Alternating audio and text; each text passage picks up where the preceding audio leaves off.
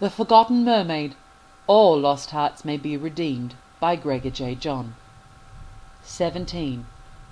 "My lady, please," interrupted the captain, "you forget who you are." Bailey and Barnabas balked in shock at the captain's gentle coaxing, but Bryce continued, "Please, remember me." He looked purposely into the depth of her eyes. She didn't blink.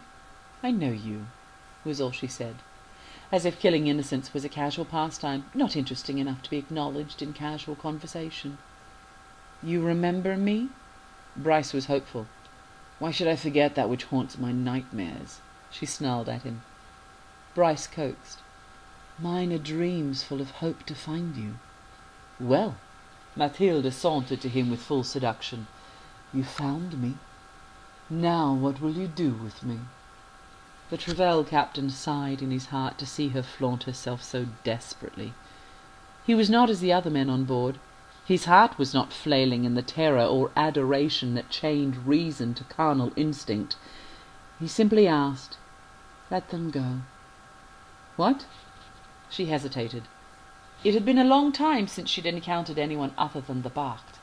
Bryce interceded, "Let them go from your interfering. They are nothing to you. Let them be, as the miserable chattel that they are."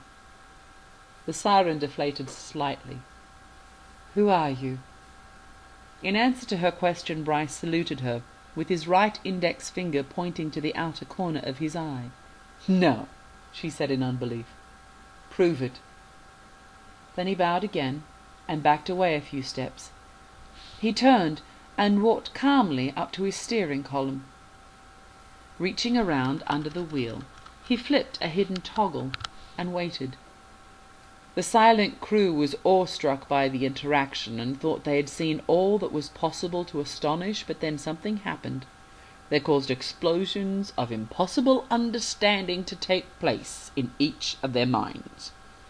The water around the ship began to glow, as if something was rising up from underneath, and indeed, from the starting point of the central rudder on the underbelly of the Pursuit, a translucent blue glow began seeping up the sides of the hull.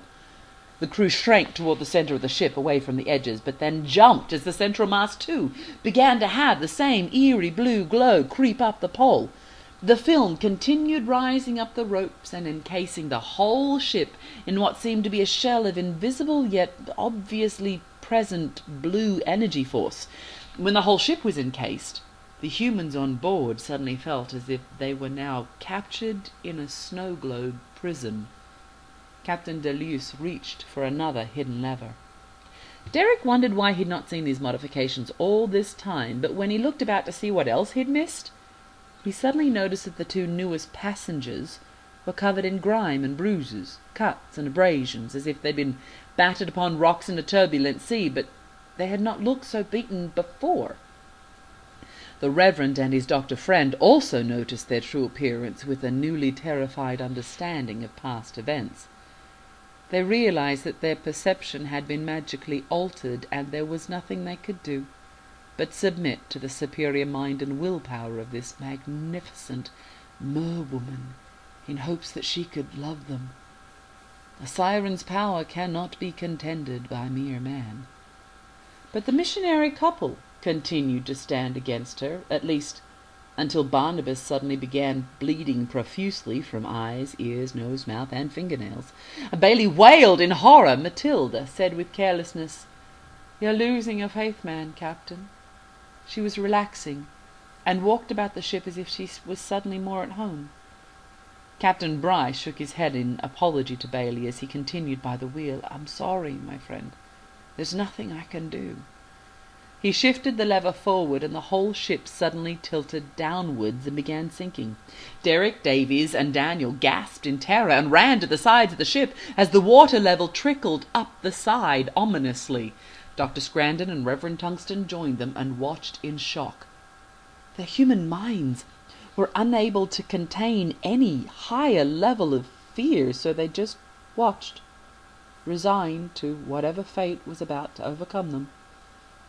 Bailey wailed in mourning as a husband failed in his life. He bled out in her arms, holding on to her and gently caressing her face with his bloodied hand in a last loving farewell before he expired. Then Bailey screamed louder than Mathilde had.